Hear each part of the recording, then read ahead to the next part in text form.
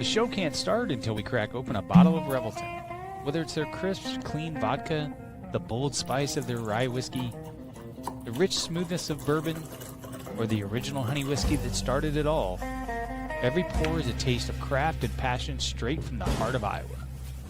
So pour yourself a drink, settle in, and get ready to relax, laugh, and enjoy the show.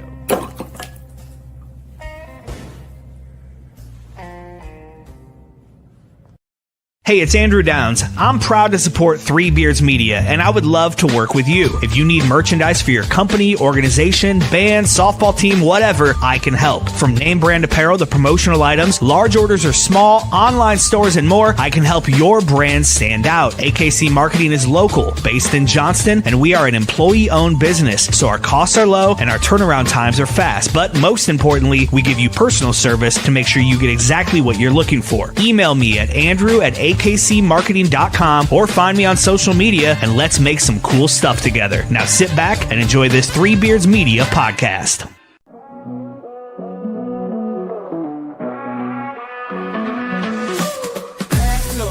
Hit the road again. 2 mics, 1 train, and a long time plan. From the bright lights flashing down in Old Sin City to a 2-drink minimum in the town so great.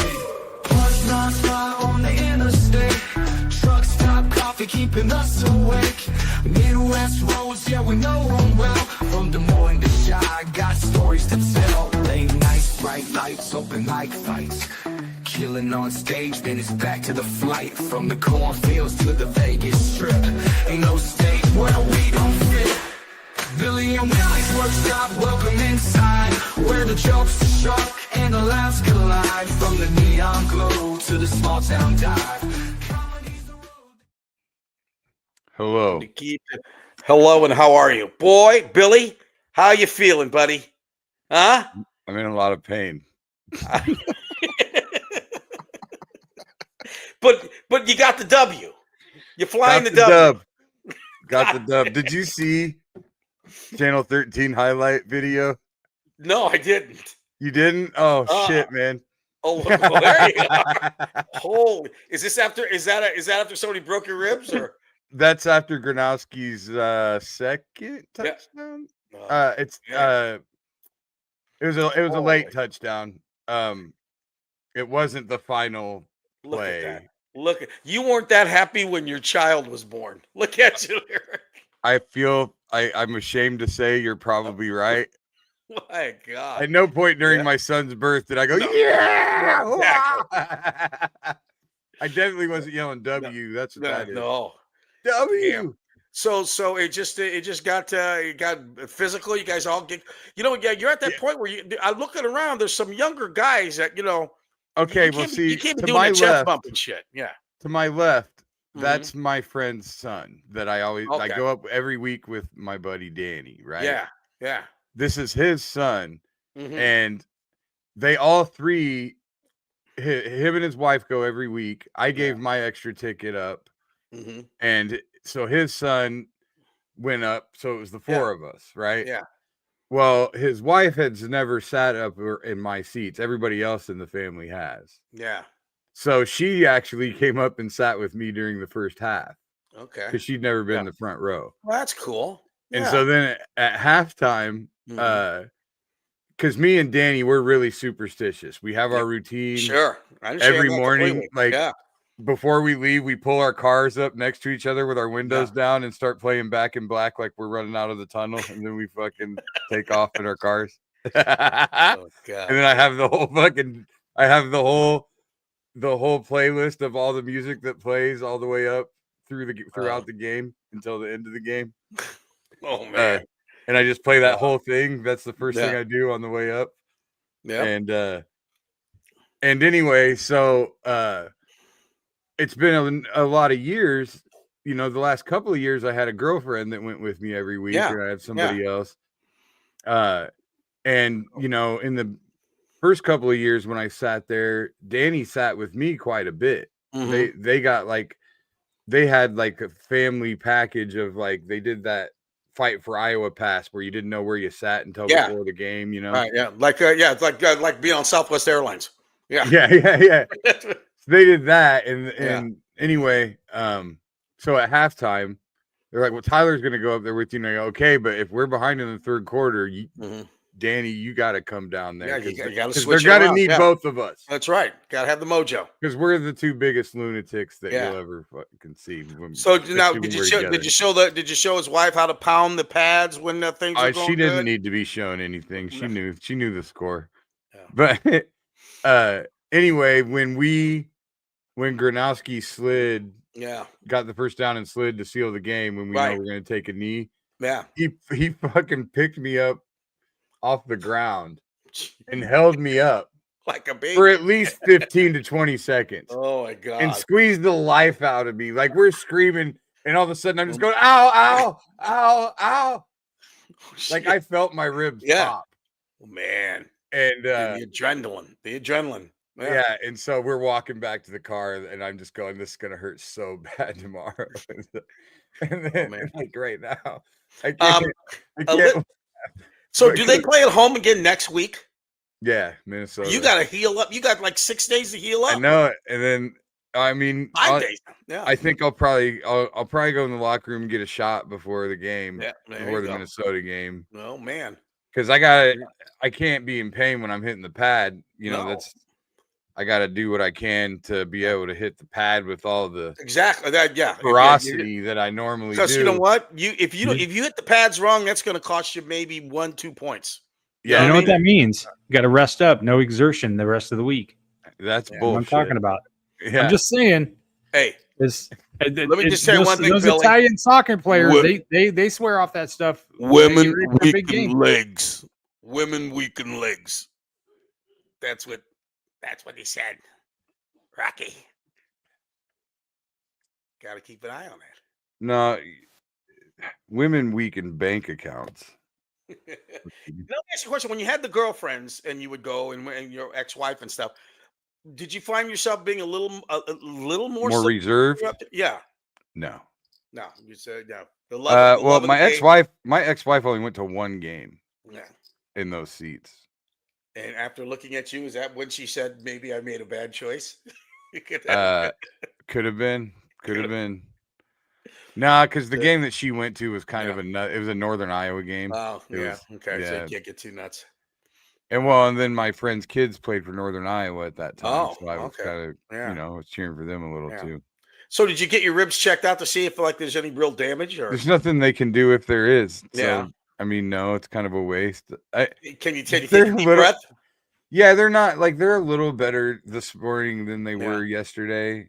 And I waited a couple days to take any. I took some Tylenol and now I have severe Asperger's, so I'm gonna have to just tough it out from here. I know, otherwise you're costing your team. You don't want to do that. Yeah, I felt better. You don't want Gronowski to look up there and see you like half-assing it. You know what I mean? Because then they're going to half-ass it. I felt better this morning after I took a few Tylenol, but then I just started, I had all these tics all of a sudden. So can you take a big hit of a joint, or is that going to kind of affect your? Can you? No, I'm finding that I can take a deep breath fine. It hurts when I laugh. It hurts when I cough. Mm-hmm.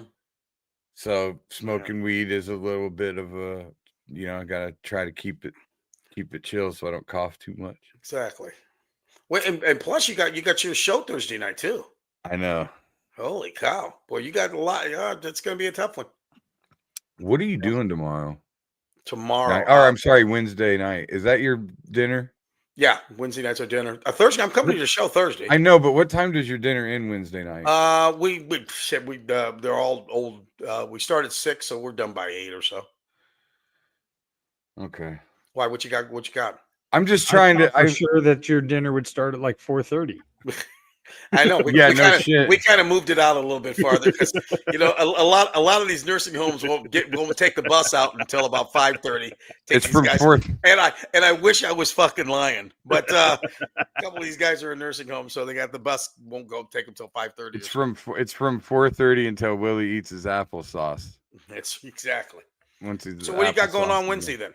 I was just wanting to. I thought we could get together. Set list. Yeah, all right.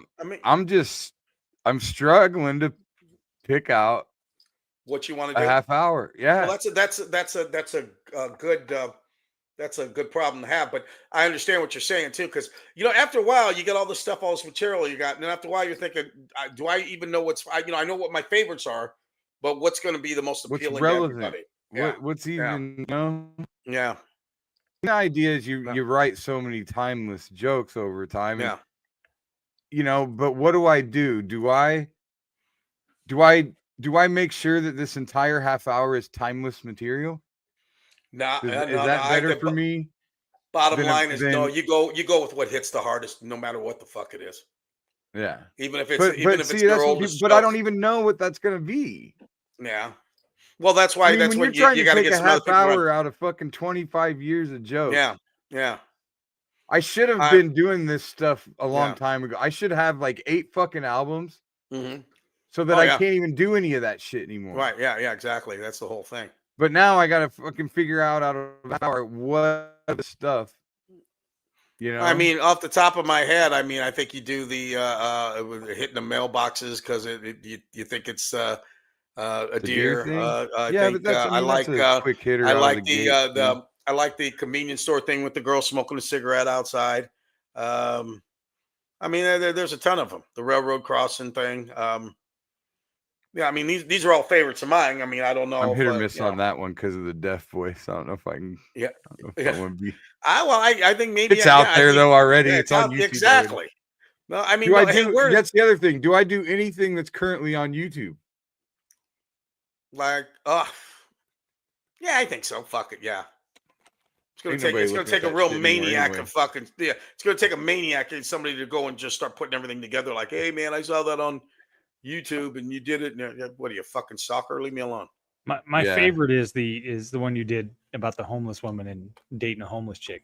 Yes, that's new. That's I know. That's what I'm saying. Yeah. I thought it was great. Yeah. No, I'm actually, that's my favorite bit to do right now, and it keeps developing. Exactly. Yeah, definitely. That's the one you did at that kind of scared you when you did it at the Claudia's the softball thing. I scared them. Well, not scared, but you were like, you got some looks, which I think that was exactly what you wanted out of it. Commit to the bit. That's what I've learned on this show. You commit to the bit. Fuck yeah, you do. Yeah, never back up, never apologize. I just want to know. I'm trying to narrow down what it is, what I want to represent me the most right now. Yeah, exactly. So what is it? What do you want to represent? What do you want to come off as? I don't want to do a bunch of shit that says nothing. Mm-hmm. The deer thing's great. It doesn't say shit. Yeah, it's just a funny bit. It's not a point of view, Yeah. But you got to go a little edgier then just find all the edgier shit. Those are those bits though that win the crowd over. Yeah. Those are those bits you do so the crowd trusts you so you can do the rest. Yeah. Anyway, I don't know the room you're at. It's a pretty good room. It's a comedy club. It's any fucking room. But and it's gonna be hot. They know what's going on. Yeah. It's gonna be a hot room. Okay. Yeah. So I feel like I can do almost anything I want as far as how the crowd's gonna react. Mm-hmm. Yeah. Then at this point, you know what? You're at this age, you just make yourself fucking happy. What do you like doing? That's kind of, that's what I'm thinking, right? Yeah. Make yourself happy. Like Greg Warren was kind of undressing me about it. Why? What did he say? Like Greg does, though. Not like Greg, not undressing me, but like he was. I was kind of having the same conversation I'm having with you. Yeah. And he goes, just do your best half hour. Do your best. Just do your best 30 minutes. Yeah. I don't know what that is. Yeah. Who really does? Your best stuff is when it kills wherever you're at the time. Then you feel like that's my best stuff. Also, Greg's done how many albums? How many specials has Greg done? You know what I'm saying? He's a machine. Yeah. So he's doing his best half hour right now. Yeah. Because he's not doing any of that shit anymore. Yeah, exactly. Yeah. And but think about Greg Warren's stuff. You want to talk about just timeless stuff? None of his stuff is current. None of his stuff always is timeless. Yeah. It's he could have wrote that 20 years ago. You could listen to his albums like a box set. Yeah, exactly. So, But that's who he is. Yeah. That is his character. That's the thing when you talk to comics. Mm-hmm. When you go to comics for advice, guys you look up to, guys you respect about things like this, it's no different than talking about your bits. It's no different than a set that happens and they're in the room. Yeah. They're given. It's the same reason I don't like the classes. They're telling you what they do. They're telling you their approach. Yeah. They're not telling you to use their approach. No. But that's what you do when you talk to comics about this. You find out what they do. Mm-hmm. And then you morph that into how it works for you. Yeah, it's so weird. If you were to explain to me like what would I do to prepare, what I would say, okay, I got all this material, but basically I'm just going to be funny. You know what I mean? Yeah. It's the old saying, comics say things funny, comedians say funny things, the kind of deal. You know what I mean? It's just I'm just going to be me. I'm going to be funny. Yeah. It's what Jimmy Wiggins told me when I auditioned for the Funny Bones. Yeah. Just remember, young man, it's not what you say, it's who you are when you say it. There you go.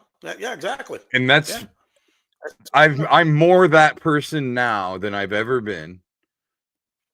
I really understood what that advice meant. Like I'd say towards the end of my marriage is when I was really understanding what that advice meant, and it helped me write because it makes it so that you just kind of know what your voice is, I guess, Yeah, it's your point of view. It's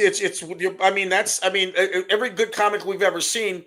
I mean, a lot of them, it's not even what they're saying at the time. It's just the way they deliver it, the way they are. Right. They're funny people. You know what I mean?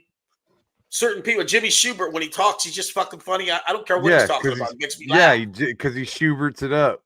Yeah, exactly. Yeah. And that's too much chicken. It's a lot of chicken. Yeah. A lot of chicken. Yeah, exactly.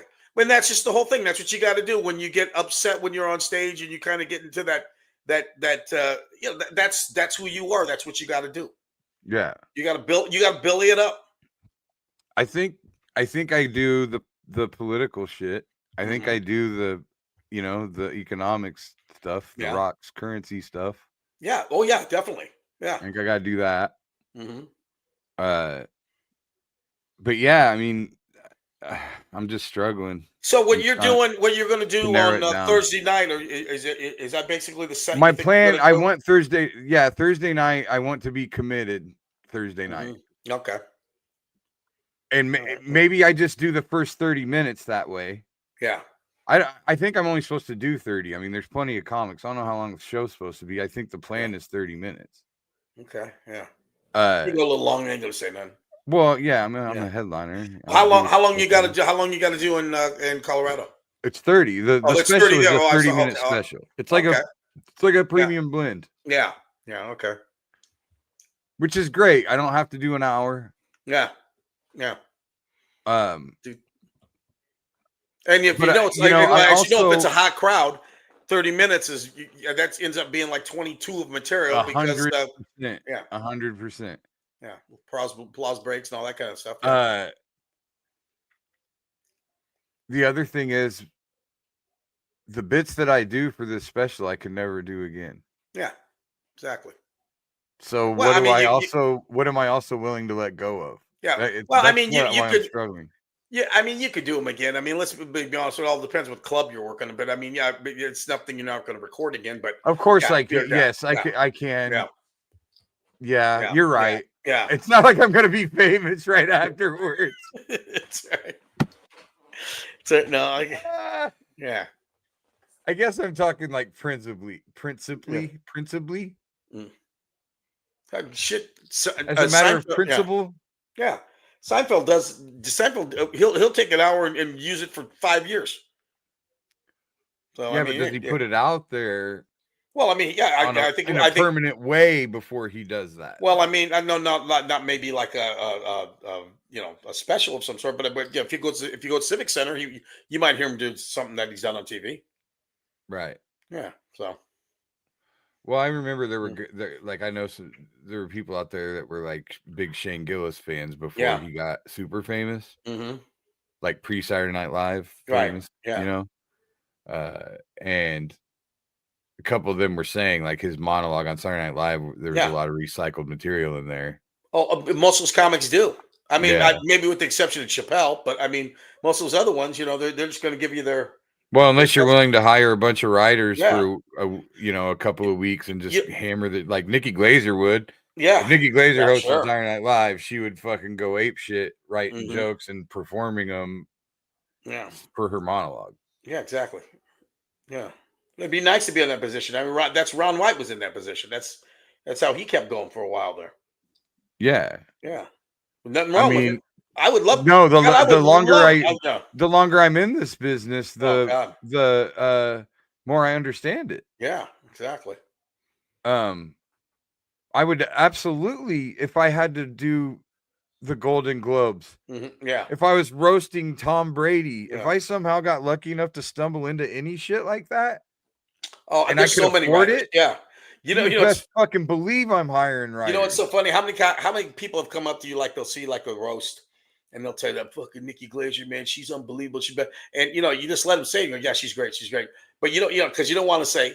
You realize she's got 25 writers that write all that stuff for her. Now, granted, she still got to deliver it. She still got to. I mean, she's writing it too, though. That's the thing. Oh yeah, everyone's in the same room. Yeah, Right, it isn't fucking. She's not going. Hey, you guys write me an act. I'm gonna go. No. I'm gonna go eat dinner. Yeah. Like that's the thing, and she's making the ultimate decision. Yeah, exactly. On what to do. What fits her go. Who was it? Like Joe? Was it Joe Coy? Joe Coy did one. I think it was the Golden Globes. And he got panned. But during it, he did a joke, and he said, "Hey, this wasn't." He said, "I didn't write the joke." Yeah, he blamed it on the writers. yeah, exactly. Which is pretty fucking funny. Yeah, I thought so. Which was he forced? Were there people writing that he was forced to use their shit? Yeah, who knows? I don't know how that works. Yeah, and I don't know. Like a lot of those gigs that people don't understand. A lot of those gigs don't even pay you anything. No, those are exposure gigs. Yeah, that's like people perform at the Super Bowl for free. Super Bowl doesn't pay shit. Matter of fact, you have to actually pay for something. Like if you got pyrotechnics or fucking a bunch of big ass fucking production. Yeah, it'll cost. I mean, they make. I wonder if they. I bet they do give you some kind of budget, maybe. But you're not performing for any type of profit. Yeah. So I don't know. I mean, Bad Bunny. I don't know what he's going to do because I'm going to be watching that alternative thing. I think they got. Jeff Foxworthy and Kid Rock. So they get Clint Black. They got Lee Greenwood. They got Adam Rich. One of my favorite. Adam Rich. One of my favorite fucking lines in a song. There's this band called the Bloodhound Gang. They have this song. I don't know if it was called "The Roof Is on Fire." I don't think it was, but it was real deadpan. It was the roof is on fire.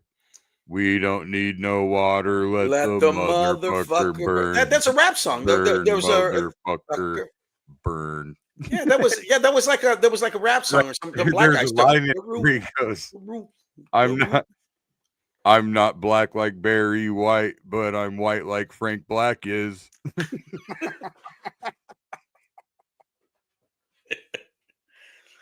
Who did the roof? The roof is on fire. It was somebody else. Bloodhound Gang. Oh, is that who it was? Okay. The roof is on fire. Oh well, I mean, there was an old. We don't need no water. Let the motherfucker burn. Yeah. I think that's just a chant. Wow. Chris, can you look up where the roof is on fire came from? The root of the roof is on fire. Yeah. Who wrote "The Roof Is on Fire"? I just feel like that was a chant people would do at concerts periodically or whatever. I feel like my other favorite is "To the window, to the walls, to the sweat run down my balls." First of all, skeet, motherfucker! Skeet, goddamn! Clearly, this is something that has been typed into Google quite a few times because I got it halfway typed out and it already pre-filled. Where did the roof on fire come from? The phrase "the roof is on fire" originated from the 1984 hip-hop song of the same name by Rockmaster Scott and Dynamic 3. Yeah, okay. The chant, a staple at live shows, became popular in the 80s and has since been sampled or referenced in numerous other songs, including the Bloodhound Gang's "Fire, Water, Burn." Mm-hmm. It is used metaphorically to describe a lively, exciting, and energetic situation. There you go. Remember new every time on this show. The Crash Test Dummies? I remember the name. I don't remember them. That guy had a fucking. I can do a. You can almost morph a Buffalo Bill into that guy. Oh yeah. They had like what was their like big popular song? Once there was this girl who you remember ever hearing that? No, I was had sores all over her body. I missed that on MTV. Never. It was kind of popular. She couldn't quite explain them. They'd always just been there. You sound like fucking Switchblade. Slingblade? Slingblade, that's what I mean. I like the way you talk too.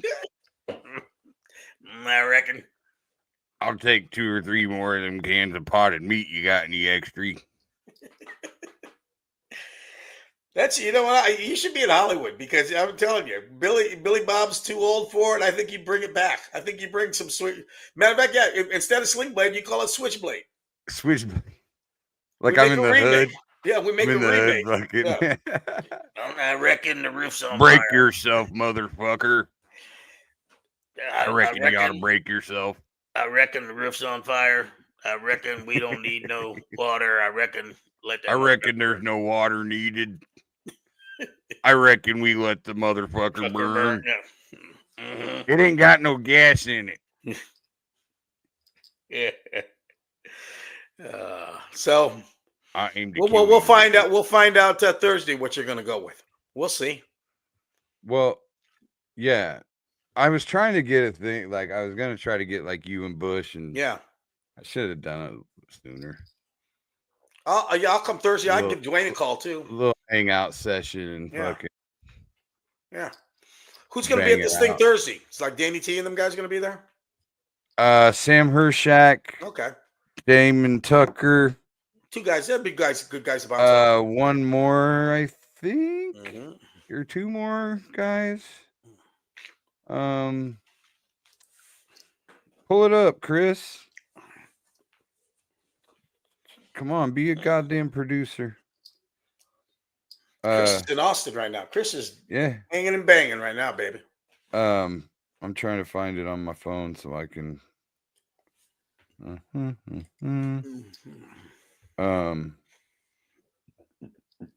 don't know. I shared it today on Facebook. I know that.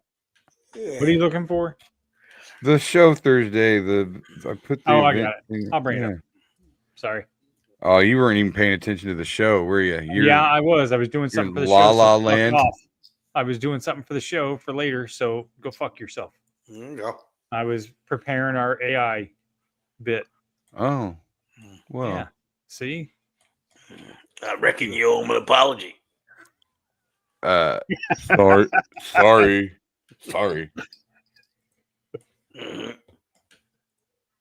Was that? Let's talk about apologies. Actually. Okay. Okay. Do I have to keep looking for this thing then? Has anybody ever met one? Yeah, keep looking for it. We'll bring it when you find it and bring it up. We'll talk about it. What apology? What are you talking about? Any. I got it. Think about how many times have you given a truly contrite apology where you felt genuinely bad about what happened, what was said, what was done?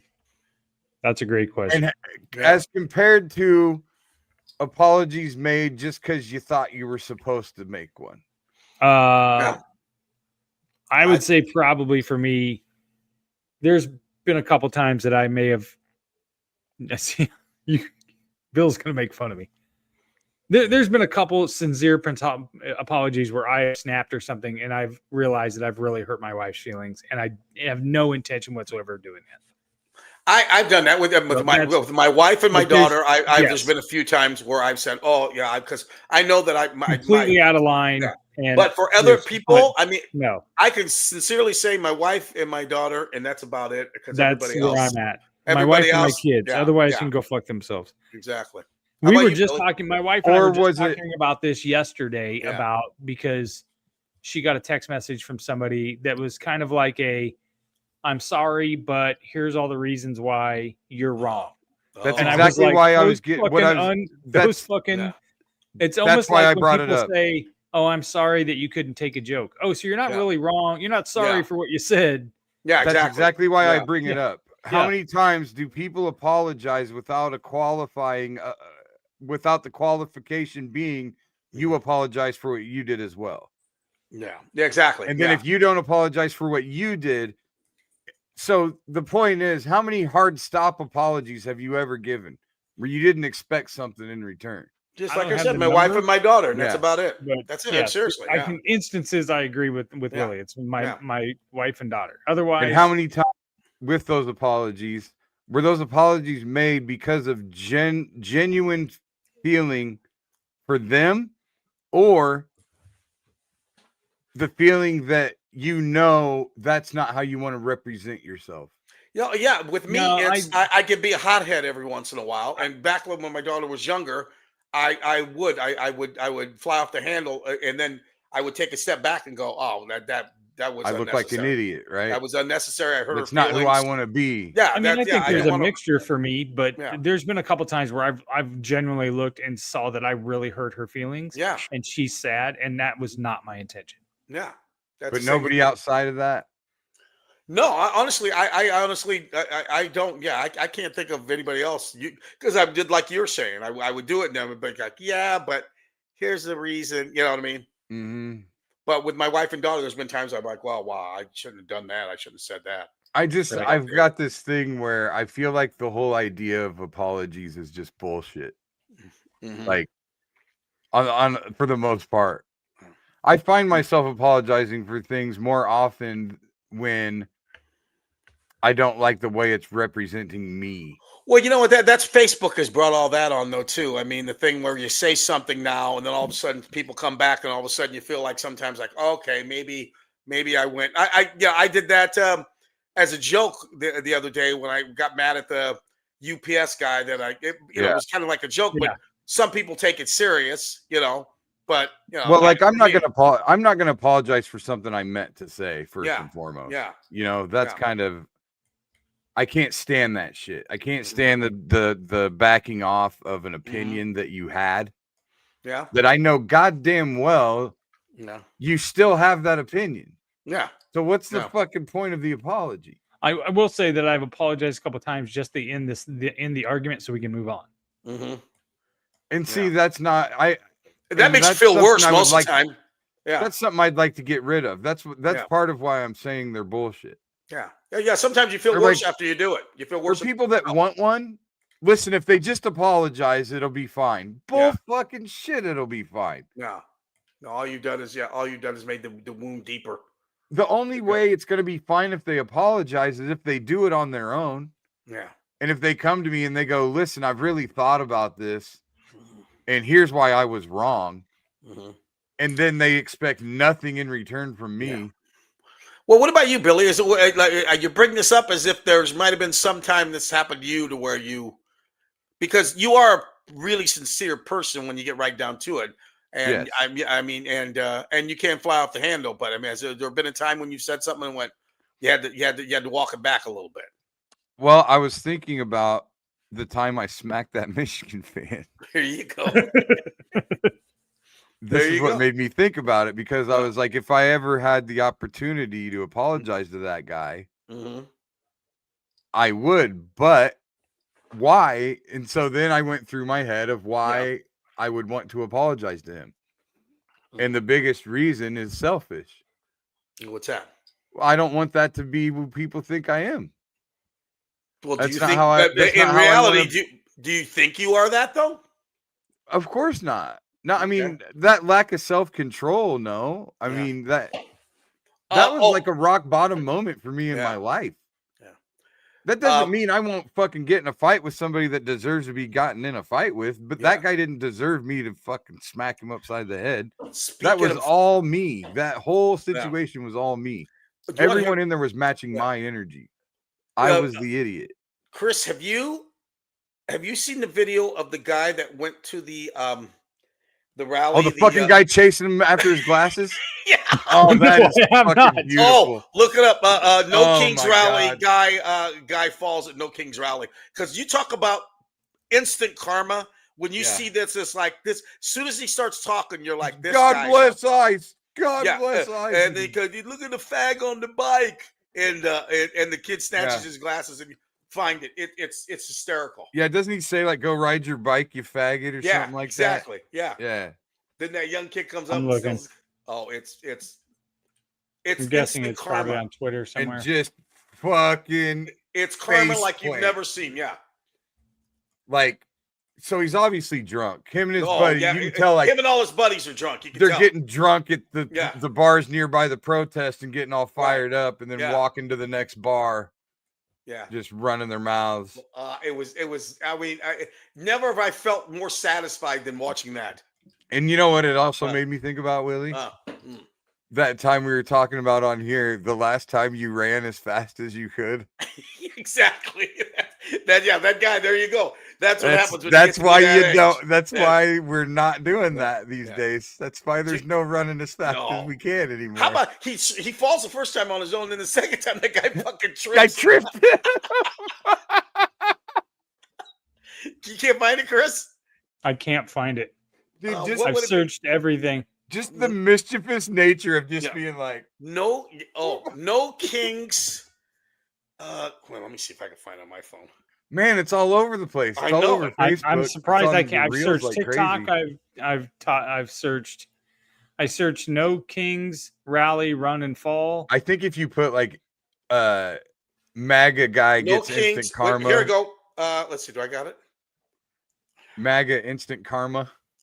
Maybe that would work. Yeah. Oh, it's. I think I saw one that hysterical. was labeled like instant karma or something. Try that. I mean, it's. Here we go. I got it. I think I got it. Yeah. Is it a guy in a blue shirt? Yes. Yeah, he's got a vest. He's got turn a, it up. a New York Giants. I just didn't know what this was. Yeah, All make right, sure you hold on. turn it Turn up. it up, and so we can hear it. All right, well, hold on. Give me a fucking second, you two. Jesus We're Christ. pumped. Well, you just got to be quicker. I'm working on one fucking You know screen what? tonight. We got to have Andrew Downs give Fuck you a few yeah, lessons. yeah, because he's going Billy- to lower himself to be on Billy, this shit. apologize. Yeah, I'm sorry. apologize, Billy. I'm sorry, Chris. I'm sorry I hurt your feelings, Chris. Watch this. All right, here we go. Let's go, Ice! God bless Trump! God bless Trump! God bless Trump! Look at him. You can tell they're just drunk. Stupid fucking. Look, they all think they're funny. Look at him. I'm so cool. Don't ask me, just It fills his glass. I start chasing this kid. it's going down. It's going down. He's going after now. Watch. It's going down. Either way you meet me, guaranteed to go down. Meet me in They the tried to get him with the scooter. meet me in the mall. It's going down. Meet me in the club. Wait till he turns around. Either way you meet me, guaranteed to go down. Oh, my God. Dude, How satisfying was that? That's satisfying. Fuck those guys. Because I That mean, think about it. I faceplant. mean, why, dude? Why are you there? Why, I mean, what are you doing? Right? Leave it that alone. faceplant was so good. Oh, Jesus. and the best part is now this guy's a meme for like fucking ever now. I love. Oh, it. yeah. 100%. That's drunk. I mean, that's what happens when you get drunk and chase somebody.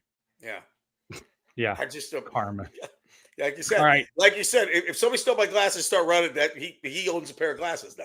That's about it. I mean, because I fall down just like that guy. All right, let's get a break. I've got some Reddit stuff, and then I have as we were talking about the halftime show, I thought, I wonder what their anthem would be. So I had Sunu write a nice little music mantra of what the halftime, the real American halftime show would be all. Okay, wait. Oh God. So let's get a break, and then we'll come back with that, and then we'll do our Reddit, and then we'll get out of here because I got shit to do at 6. You cannot replace us. All right, let's get a word from our sponsors. Making great tasting bourbon requires the perfect combination of ingredients, conditions, and time. The longer it rests, the better it tastes. Revelton Distillery's new single barrel bourbon is made from 80% corn, sourced 100% from Iowa farmers.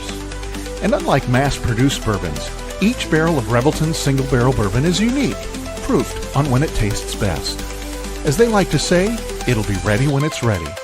And to ensure the highest standards of quality and flavor, owners Rob and Christy Taylor oversee the production and bottling. Every single barrel. Iowa-born, Iowa-aged, Iowa-bottled. Try the new single barrel bourbon from Iowa's own Revelton Distillery. ReveltonDistillery.com.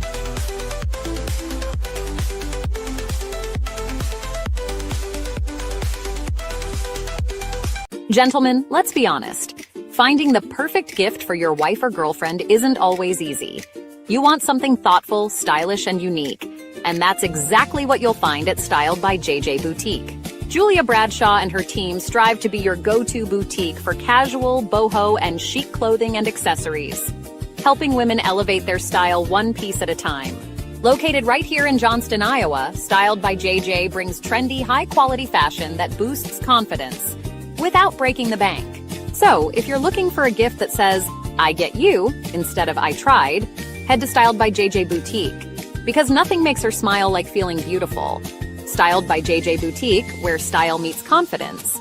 Visit our Johnston location or shop online at styledbyjjboutique.com.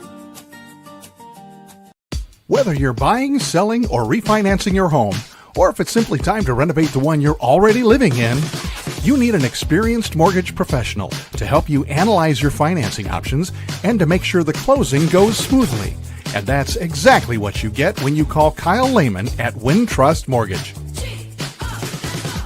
Kyle's experience and expertise, coupled with Wintrust's rates and programs, ensures you'll get the mortgage that's right for you. You may even qualify for down payment assistance. Before you reach out to a realtor, call Kyle and get pre-qualified, empowering you to start shopping for the home of your dreams. Call Kyle at 515-473-0546. Kyle Lehman, Wintrust Mortgage, 515-473-0546. All right, and we're back. Make sure you check us out next week. We're at Fairway Frank's. Oh, that's Tuesday next night. week? Yeah. Oh, It's shit. next Tuesday night. Cool. Super excited for that. We're all over the place. When are we doing Revelton? We got to schedule it. We need to talk to Rob and those guys and then figure it out. So We should do like a thing where we do like 4 weeks in a row or something. Like Yeah. all remotes. yeah, that would be cool. Yeah, we Yeah, could do Do that. like a little tour. I would just say that with Rob, they're not open on Tuesdays. So, and with it being farther down Oh, well, there, it then might be fuck better 'em. on a Saturday Fuck afternoon. them. We're or not something like gonna that. do shit for them. No. Apologize, Billy. Apologize. Tell them to open up on Tuesday then for one night. Apologize. Special Yeah, because we'll really drive night. them in there. Super All right. special night. Yes, absolutely. All right. So, And real quick, I Yes. do want to encourage everyone I know that mostly men are going to watch our show, and I think that you should probably keep in mind with the holidays coming up, one of the greatest things you can probably do for your wife, I know most of us are fucking stupid and don't know, this would be great for Willie actually, is set them up at Styled by JJ. wow. No, I'm saying for Jenny. Yes. And no, have I them know. go in, do a little photo shoot and a consultation, Mm-hmm. get a couple outfits put together. Like women like to go do that shit and feel pretty and stuff, and we don't know how to fucking do it. So That ain't a bad idea, Billy. I can't. Yeah, I like Julia. There's no better person, more pleasant Yes. She's than great. Julia. Like I'm telling you, you can't go wrong. So anybody Well, looking for something exactly. She, for their wife or girlfriend or whatever, that's a great place to send them. Bill's a professional, There everybody. you go. Nice. Bill's a transition. professional. That's right. All right. Here is, I wonder what, like, if there was an anthem for the Real American Halftime Show, Yeah. what would it sound like? Hulk And then Hogan's theme song. and then I thought AI can tell us, right? Sure. So I'm the real American. I'm proud to it's be much a worse than Nazi that. guy. All right, here we go. Here is the Real American Halftime Show theme song. That's already right on schedule. Exactly.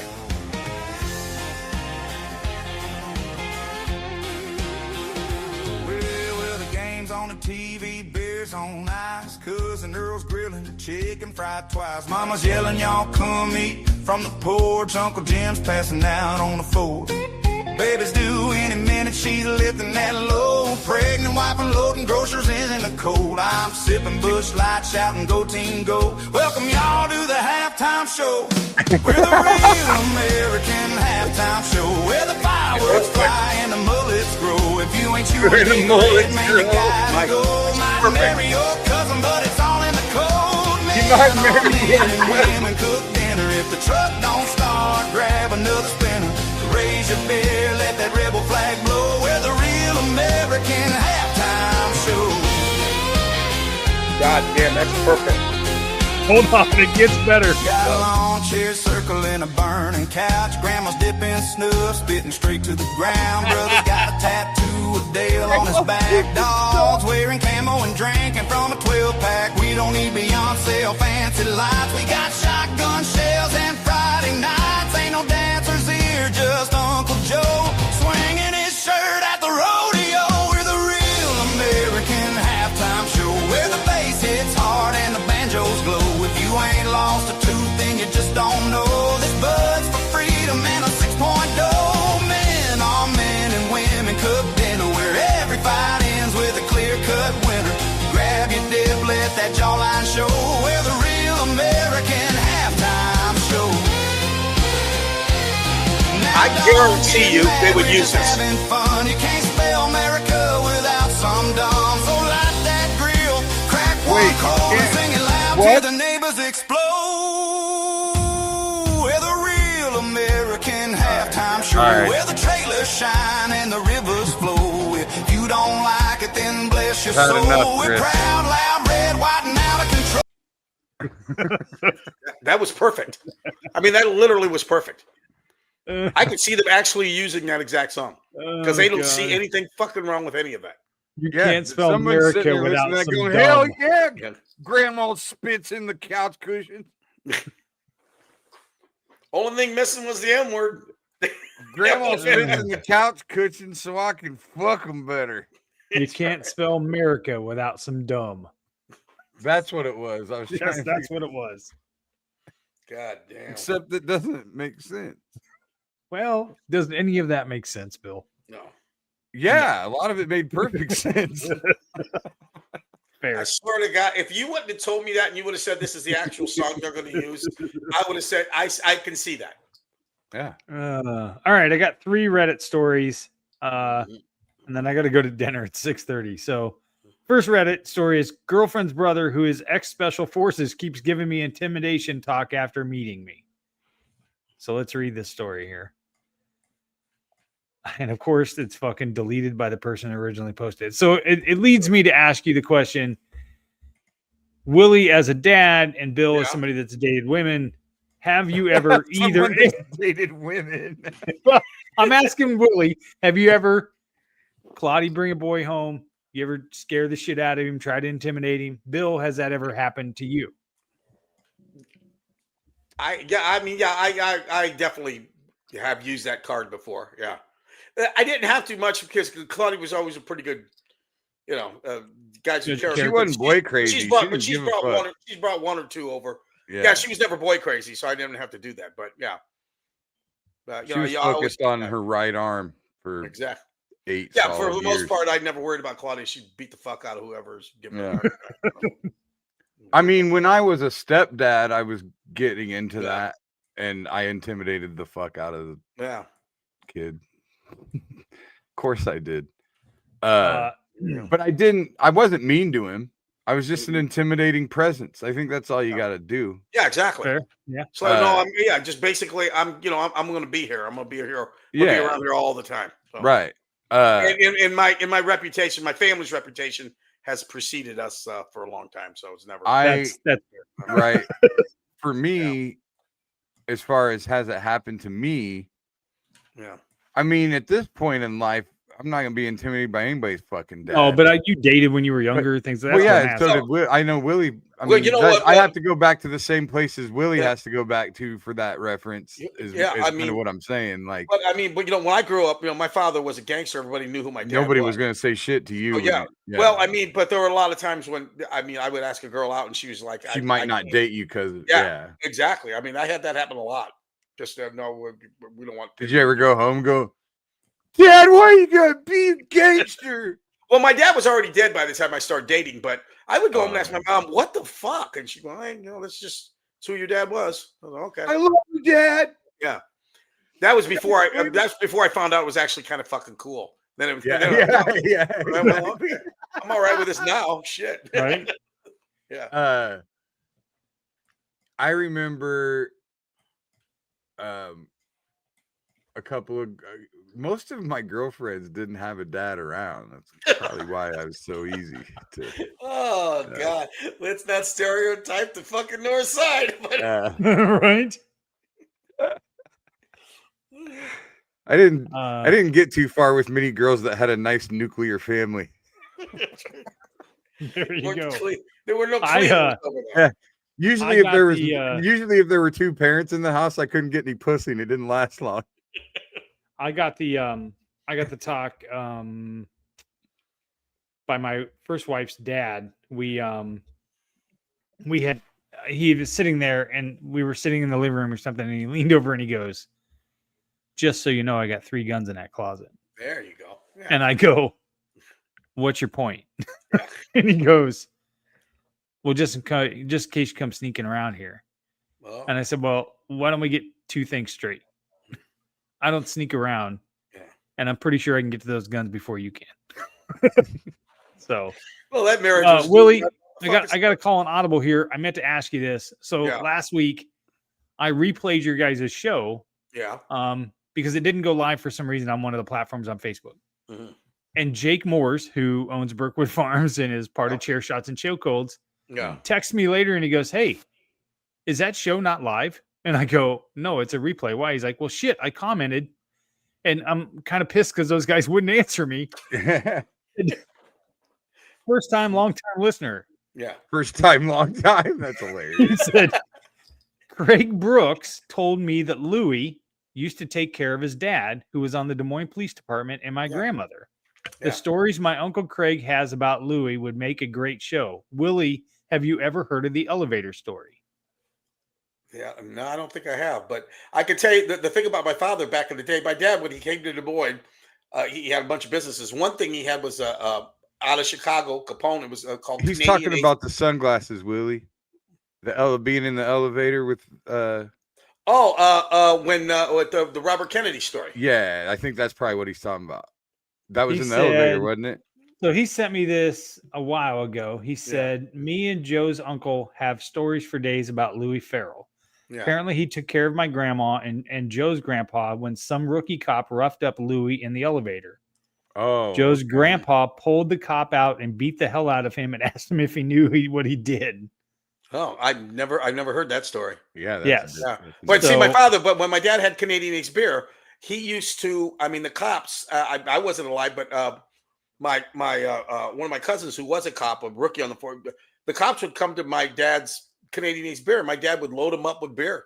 I mean, he basically had the Des Moines police force on his side. He just kept him in liquor. So my dad never had any problems with. I mean, when I was a kid. My dad died when I was 11, but I can remember. Right. I mean, everywhere we went, the cops loved my dad here in this town. Absolutely. Yeah. Okay. Last question.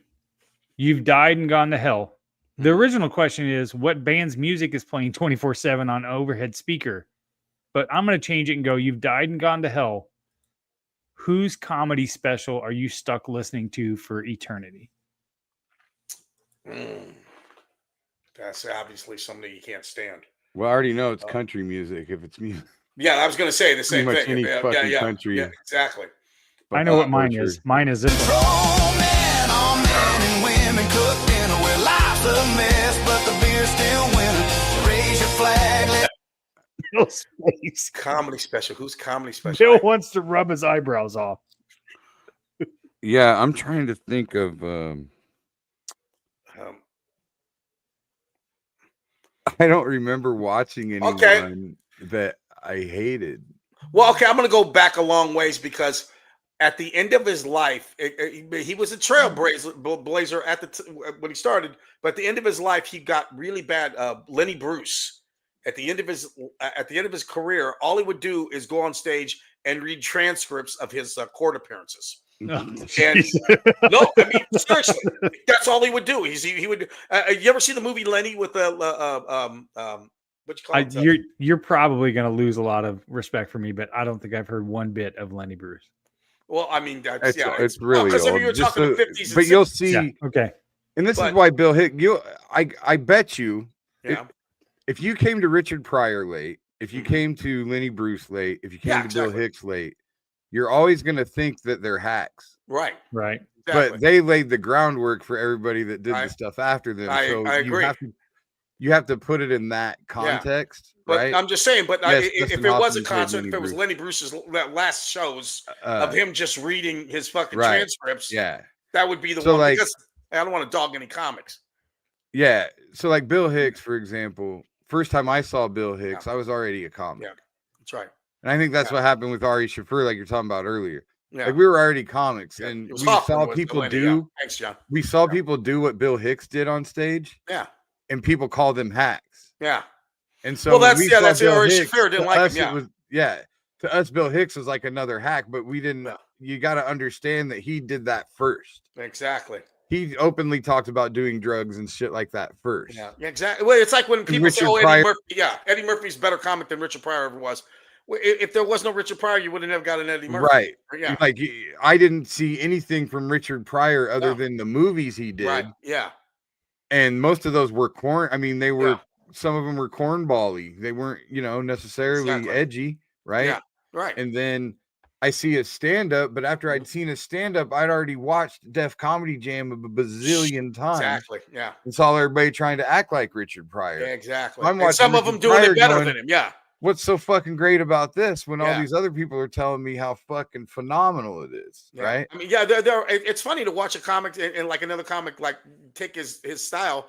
And since he's got more things to work with, sometimes they're actually more dynamic than the person that's actually, you know what I mean? I've seen people do like a Pryor and actually be like funnier even, Right. The one, to answer this question honestly, I feel like I can't. Yeah, well, that's why I use Willie knows exactly which comic. Oh, will be playing in hell. Yeah, all you gotta do is. I'm not gonna mention names. Think to yourself. Yeah. Medley of karaoke songs to close the show. In order to fool the audience. In order to I feel like we talked about this person before. Into thinking you're funny. That you actually write material, that you actually have a point of view in the fucking world. That's funny. Yeah, I would say any comic, honestly, that does that, fool the audience into thinking they're funny, Yeah. It'd be like watching an episode of Friends for all of eternity, I guess.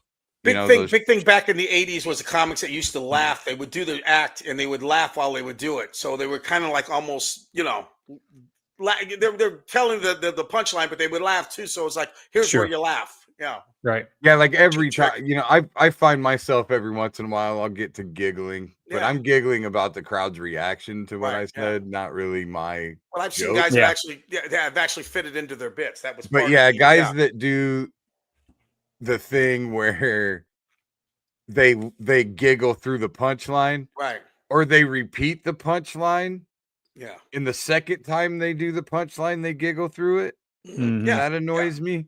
Yeah, exactly. And then the guys that act like whatever they're about to say is so funny that they can't quite get it out, even though it's the fucking 1000th time they've done the fucking bit. They're underlining. Here's where you laugh. Because the first time they did it, it actually did make them laugh. Yeah. So then they try to recapture that every time. It's like, dude, like I opened for this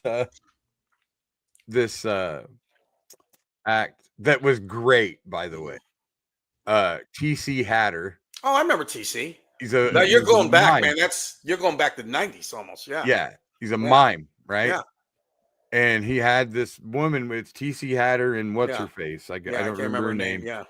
And she sat there and played clarinet the whole show while he was a fucking silent clown. Mm-hmm. And it was hysterical and brilliant. Yeah. It really was. Something you've never seen before. Yeah. At some point in the show, they would knock over the stool. Something would happen and then she would pretend like she was laughing so hard that she couldn't start playing again. Mm-hmm.